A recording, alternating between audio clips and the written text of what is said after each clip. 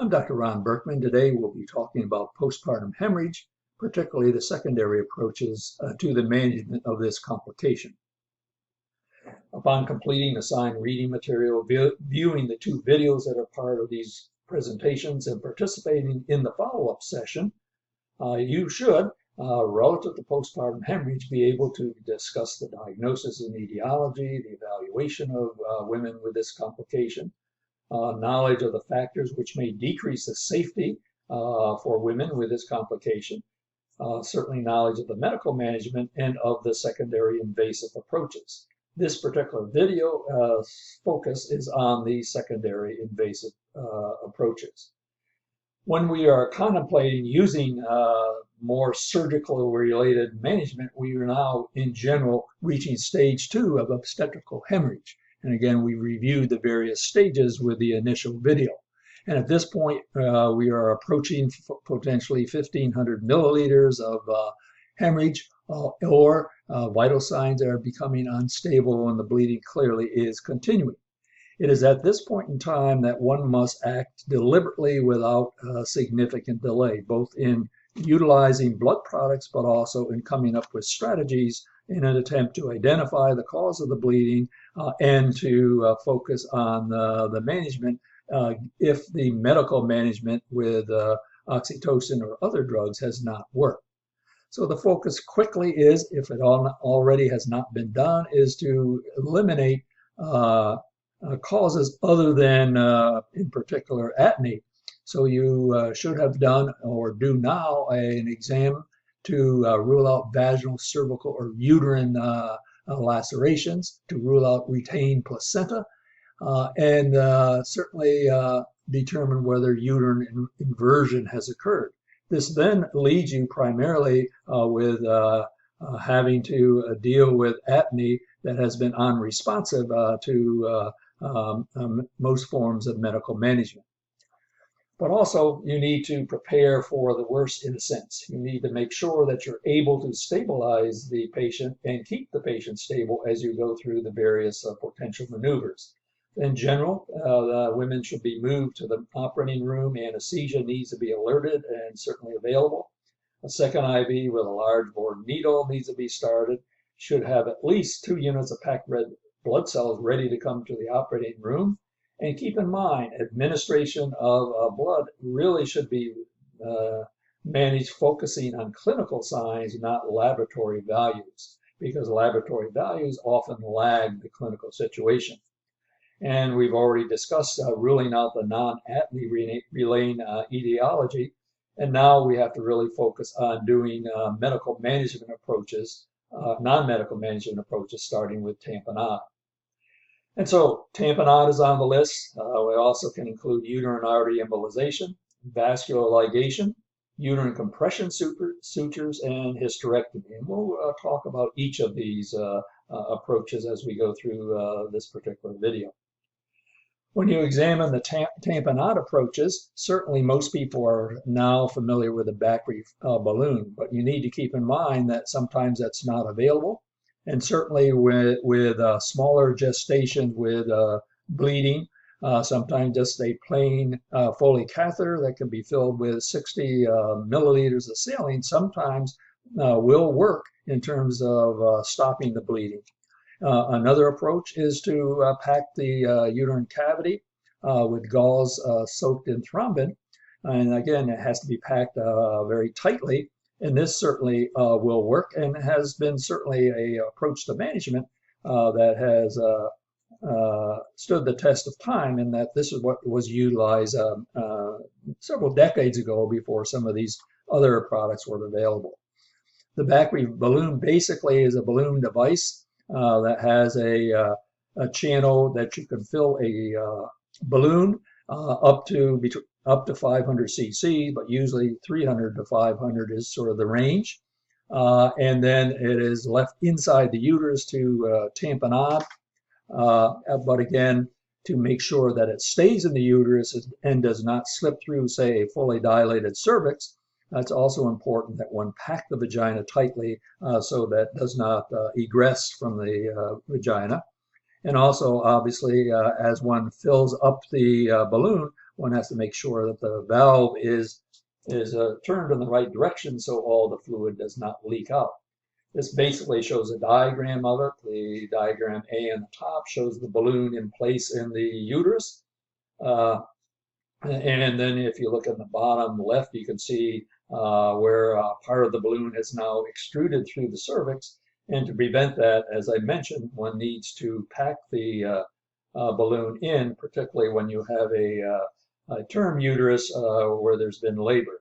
This is less of an issue, for example, in a cesarean delivery that is perhaps a repeat cesarean where there's no cervical dilatation. But where there's been labor and cervical dilatation, the vaginal packing, for the most part, is essential. When you look at how successful this is, several observational studies do show a success rate exceeding 80% in a variety of circumstances. In a systematic review done a number of years ago, when they looked at three what they felt were reasonable studies, the success rate was more around 75% when it was used as an initial procedure after conservative management. Complications include expulsion and somewhat rarely infection. However, to prevent infection, some practitioners will give one dose of prophylactic antibiotics after it is placed. Next, we'll focus on uterine artery embolization. This requires having an interventional radiologist with the skills to do these types of procedures. Many times the Bacri balloon can be used as a temporizing measure until the embolization can be performed. And essentially, catheters are placed in the groin and are threaded up to the uterine artery. And various pledgets are put into the uterine artery, often being gel foam.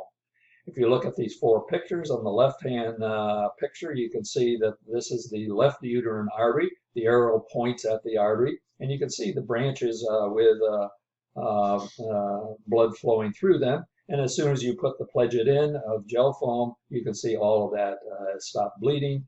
Similarly, you see the same picture on the right side. I might add that sometimes doing this particular procedure becomes difficult if other things have been done, such as a uterine artery ligation surgically. So you need to keep that in mind, in that the radiologists may have difficulties when there have been procedures on this vessel. Overall, in a systematic review of 15 studies, the success rate was close to 90%. Again, because of the wide variation in technique, the strength of the evidence was sort of rated as low. Risks that have been reported include uterine necrosis, albeit very, very rarely, deep venous thrombosis because of the work being done in the groin, and in less than 5% in small case reports, neuropathy. Some reports also have noted infertility in up to 43% of individuals. But the incidence of preterm labor and intrauterine growth restriction does not appear to be increased, but rather seems to be at rates similar to the general obstetrical population. So now we look at what else do we do after we've tried these two approaches, and now we're focusing on the need for laparotomy in order to carry out one of these secondary procedures. And one of the tried and true methods is ligation of the ascending branch of the uterine artery, shown here diagrammatically. And one can also, for example, ligate the uterine ovarian artery, as shown also here. Now, this does not require you be doing a cesarean delivery, but this is where it's oftentimes used. And you can see that in general, it is the ascending branch is ligated at about the same level as the incision for the cesarean delivery. And this just shows that by putting tension on the broad ligament and making sure your suture stays significantly in the myometrium, there is no need to dissect out and try to make sure that anything in the broad ligament is moved laterally. The ureter usually is well away from this area, and as long as you take deep sutures in the myometrium and then bring them through the broad ligament, with direct visualization around the vessels, the chance of injury to ureters and so forth is low. If you look at the success rate, and again, in the bottom part of this slide, in a systematic review of 3 studies, it appears to be as high as 90, 92%, with again, the strength of the evidence because of the quality of studies being low. Now, keep in mind, what are these ligation procedures actually accomplish? And this would be true also of embolization. It's not basically stopping the flow to the uterus in a sense, because there is a tremendous amount of collateralization, but it's really reducing the pulse pressure throughout the arterial systems within the uterus. And so that's basically how these procedures actually produce their effectiveness. One approach that has been used in the past has been ligation of the hypogastric artery. This is just a diagram from a dissection showing how challenging this may be. First, you have to make sure you're distinguishing the internal iliac artery from the external. Ligating the external iliac artery basically cuts off the blood supply to the leg on that side. Also, you want to make sure that you go usually about 5 centimeters from the bifurcation of the iliac arteries to be sure that you're just tying off the hypogastric artery and avoiding the posterior branches which feed other areas in the pelvis. Note also that the internal iliac vein is closely adherent in a sense to the hypogastric artery, so that if one is not careful, that can be lacerated, causing significant bleeding. Once you're able to get some type of clamp through, usually it is tied off twice with silk sutures, but is not divided. Clearly, though, it's not a procedure that is done frequently at this point in time, primarily because general OBGYNs lack the experience to successfully perform it, particularly when faced with substantial bleeding and a large uterus, which interferes really with the ability to see exactly what one is doing. And so, in support of deciding not to utilize this very frequently was a series of 19 patients in the Utah area published by Clark, where 11 of the patients failed after having the procedure done and ended up with hysterectomy, and they also ended up with significant morbidity. The mean estimated blood loss in these 11 patients was more than 5,000 milliliters. There were 2 ureteral injuries, 2 cardiac arrests because of the hypotension and the issues related to it, and 1 dilutional coagulopathy. And clearly, this morbidity supports the idea this is not a procedure that should be undertaken by the vast majority of obstetricians and gynecologists.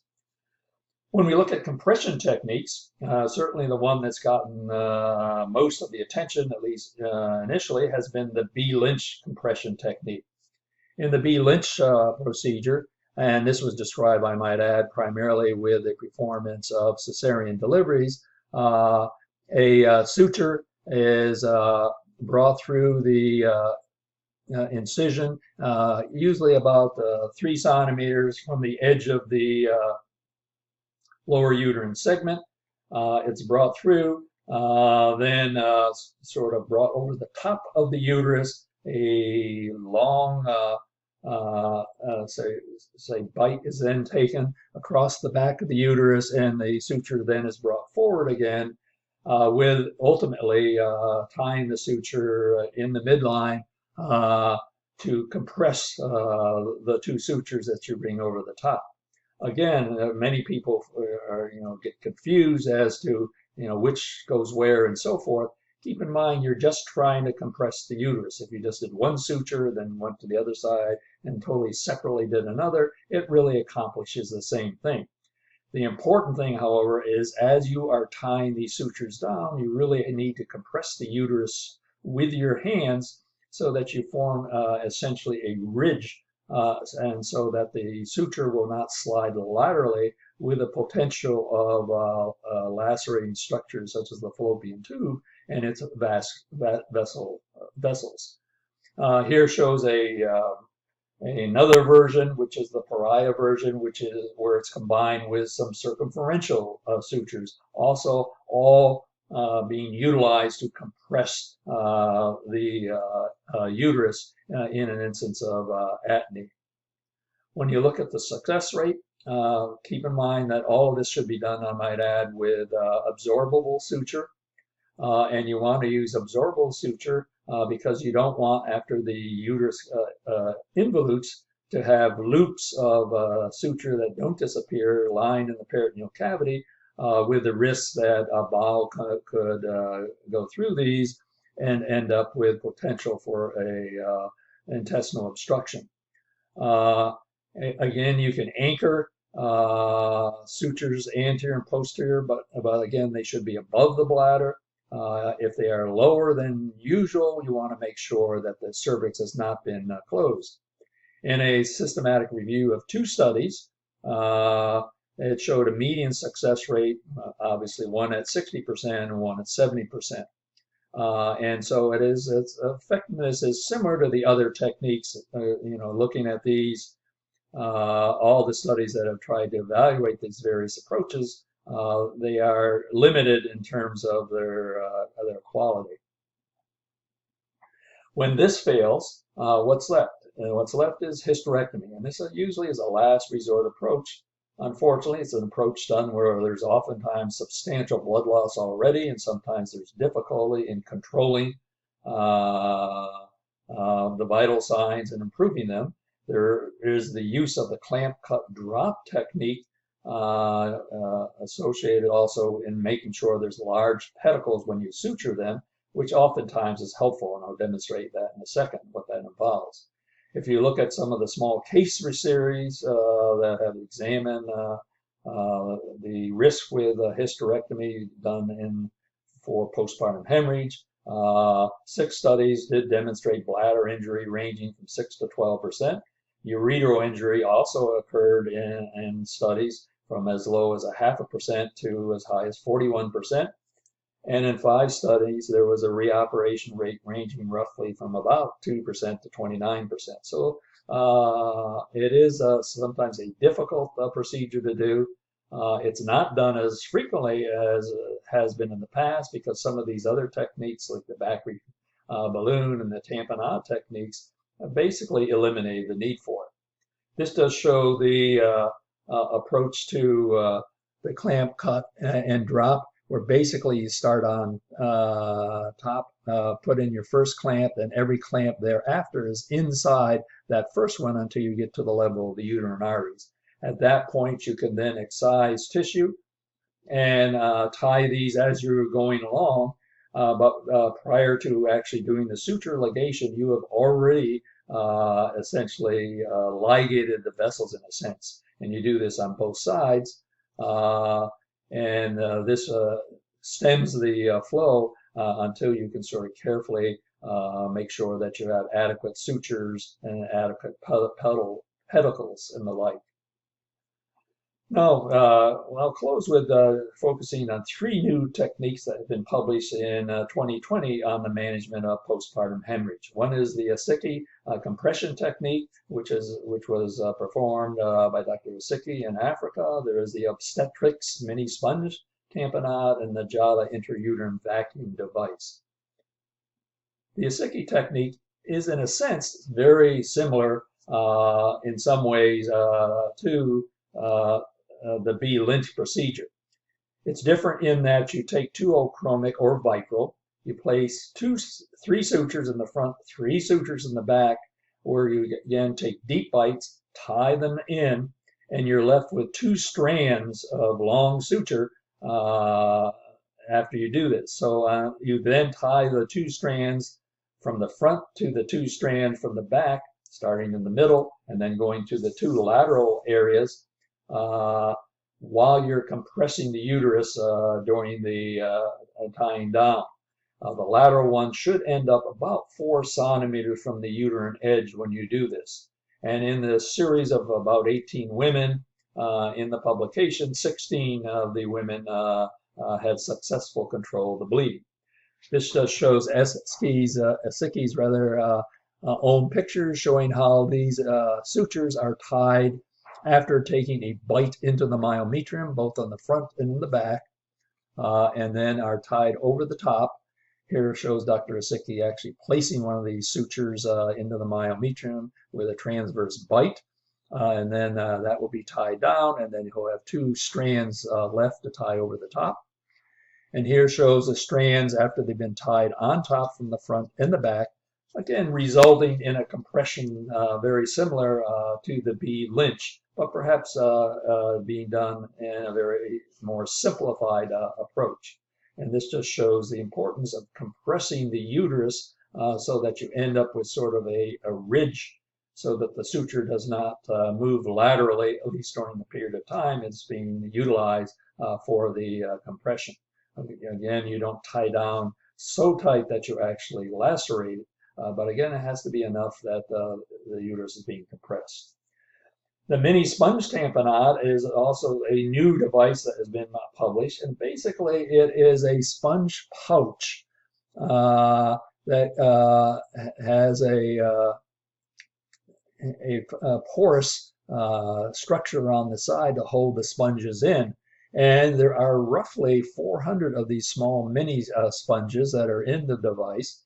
And so essentially it is put in an applicator, then there's a plunger to push it into the uterine cavity, and then all these small mini sponges then soak up the bleeding that's going on.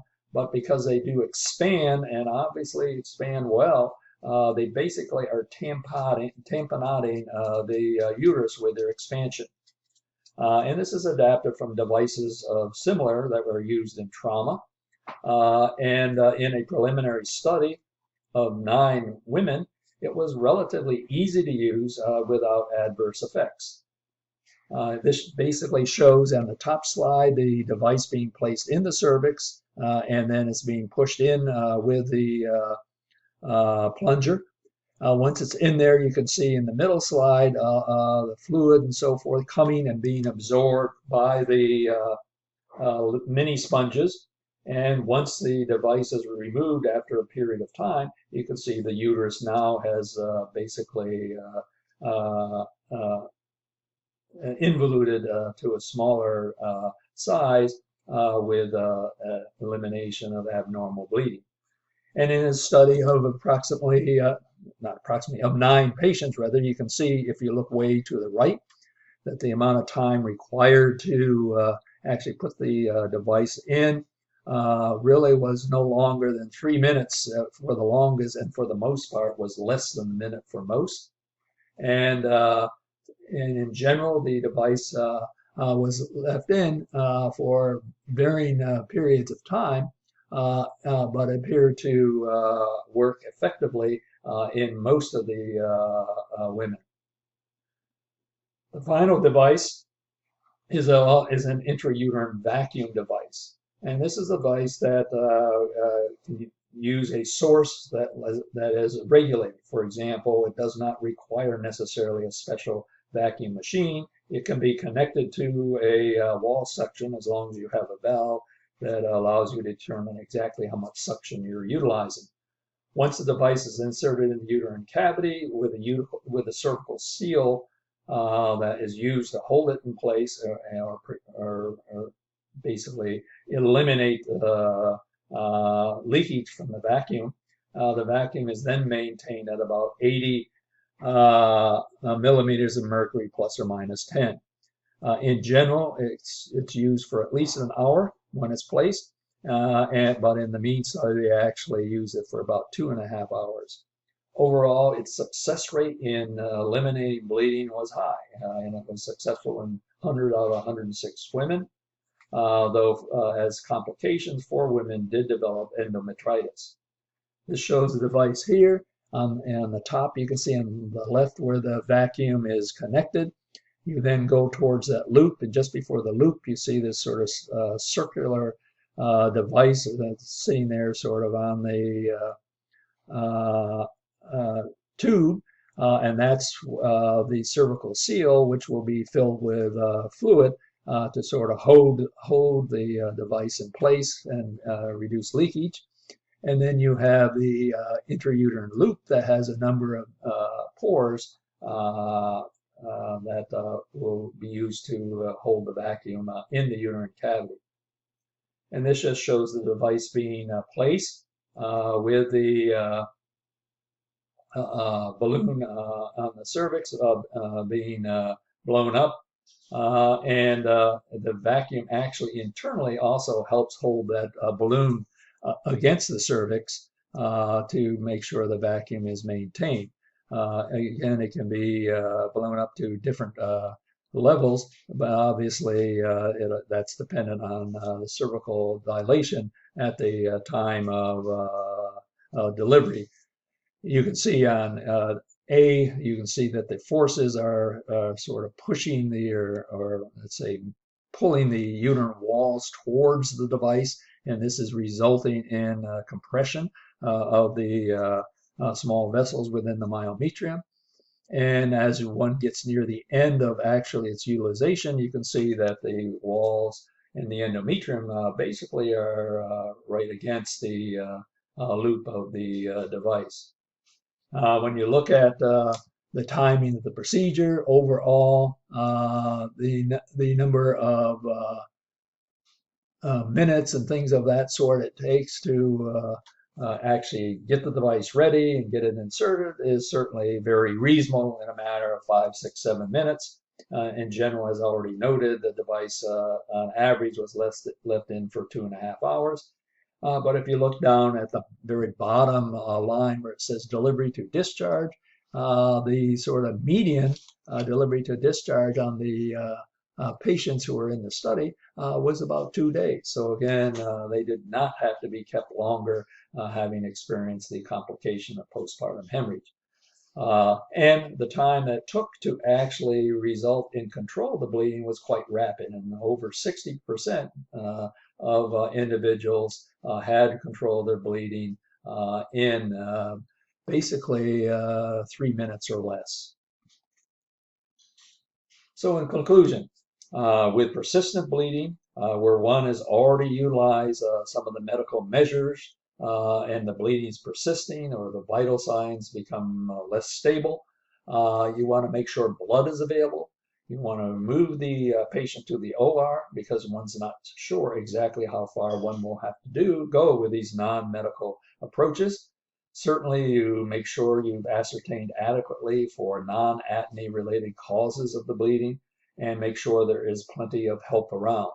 Certainly, you try the vaginally placed techniques first and then proceed to laparotomy promptly if the initial approaches fail. Again, delay is not your friend, so to speak. Here, delay only makes matters worse. So, and it's always a sort of a difficult decision. Do we really need to do surgery on this individual? And the reality is, yes, once you sort of think about it, it's almost time to do it.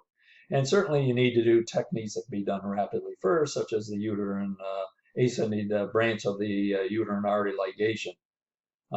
One of the things that is exceedingly helpful to individuals doing this is to have simulations which involve caregivers and support staff. This is a complication that is common, 3 to 5% of women delivering, where teamwork and being efficient certainly improves outcomes. And to do that, many times it's simulation is helpful, but it's important that not only do the nursing staff and some of the support staff do the simulation, but also physicians as well, so that their responses will be appropriate.